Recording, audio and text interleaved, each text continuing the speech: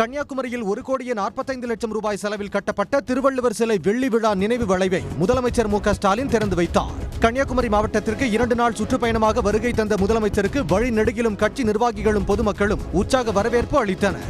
பெருமாள்புரம் பகுதியில் உள்ள இலங்கை தமிழர்கள் மறுவாழ்வு முகாமுக்கு சென்ற முதலமைச்சர் ஸ்டாலின் அங்குள்ள மக்களுடன் கலந்துரையாடி குறைகளை கேட்டறிந்தார்.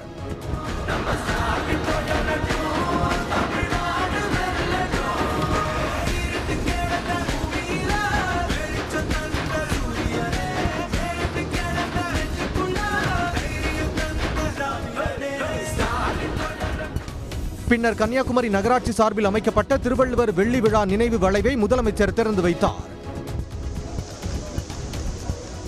ஐயன் திருவள்ளுவர் சிலை வெள்ளி விழா வளைவை திறந்து வைத்து சிறப்பிக்கிறார்கள் நம் மாண்புமிகு தமிழ்நாடு முதலமைச்சர் அவர்கள்.